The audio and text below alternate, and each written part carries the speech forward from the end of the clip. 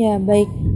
Untuk selanjutnya yaitu kita akan bahas pusi sel. Ya, pusi sel ini juga masih termasuk ke dalam teknik yang digunakan dalam bioteknologi. Pusi sel ini terdiri dari dua kata, pusi dan juga sel. Ya, pusi ini artinya melebur, menyatukan. Sel ini sendiri artinya kumpul unit terkecil, ya, unit struktural fungsional terkecil dari makhluk hidup. Jadi apa itu pusi sel? Pusi sel itu adalah teknik untuk meleburkan dua sel berbeda. Ya, teknik untuk meleburkan dua sel berbeda sehingga terbentuk sel baru. Nah, sel barunya ini disebut juga sel Bastar atau sel hibridoma. Ya, jadi dia dikenal dengan sel hibridoma. Nah, selain itu, pusi sel ini juga menjadi awal mula pembentukan antibodi monoklonal. Nah, ini kita lihat proses. Ya, di sini ada tikus.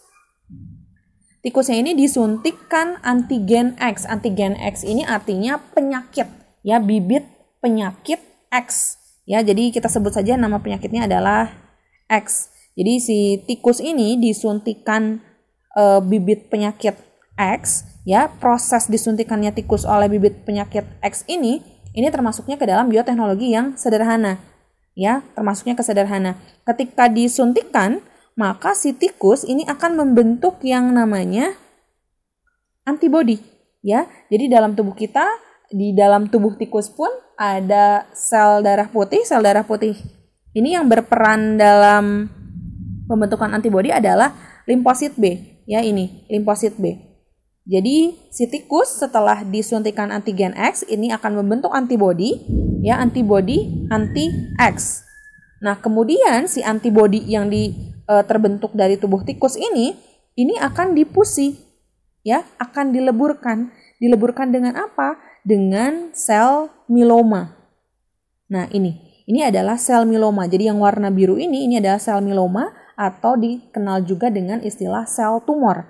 Kenapa kok disatukan dengan sel tumor?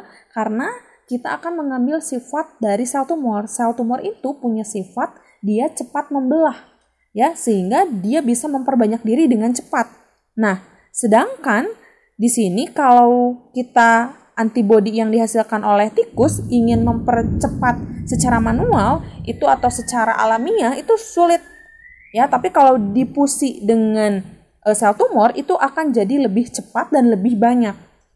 Nah, setelah dipusi, ya, jadi dipusikan, ini ditumbuhkan dalam media selektif, ya. Nah, di media selektif ini yang akan tumbuh hanya antibodi anti X, ya. Jadi antibodi untuk penyakit X yang tadi. Ya, jadi ini kalau kamu lihat di gambar itu ada warna merah, ada biru, merah biru, ada merah biru kuning. Nah, yang merah biru kuning itu sebetulnya adalah antibodi anti X. Tidak hanya sampai di seleksi pertama, dia masuk juga ke seleksi yang kedua. Jadi nanti akan ditanamkan kembali. Ya, ditanamkan kembali di media selektif sampai akhirnya nanti terbentuk berbagai macam antibodi juga, dan yang dipilih adalah antibodi yang memiliki anti X. Ya, yang ini warna merah, biru, dan kuning. Nah, antibodi anti X inilah, ya, yang kita kenal dengan istilah antibodi monoklonal. Ya, jadi kenapa dinamakan antibodi monoklonal? Nah, mono ini sendiri kan artinya adalah tunggal atau satu, ya, mono. Jadi untuk antibodi monoklonal ini, si antibodi hanya bekerja spesifik untuk satu jenis penyakit saja. Jadi kalau tadi kita di sini disuntikan tikus dengan antibodi X, ya, antibodi X kemudian dipusi sehingga menghasilkan hibridoma. Ya, ini hibridoma. Hibridoma itu artinya dia hasil peleburan dari antibodi anti X atau limfosit B dengan sel tumor. Ya, ini sel tumor. Kemudian setelah dimasukkan ke berbagai media selektif, akhirnya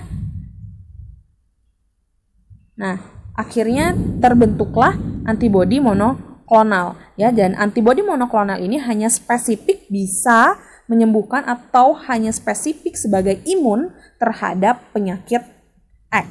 Begitu, itu untuk pusi sel yang juga menghasilkan antibodi monoklonal. Jadi sekali lagi, pusisel itu merupakan teknik dalam bioteknologi di mana proses kerjanya itu meleburkan dua sel yang berbeda sehingga terbentuk sel baru, yaitu sel basar atau dikenal juga dengan hibridoma.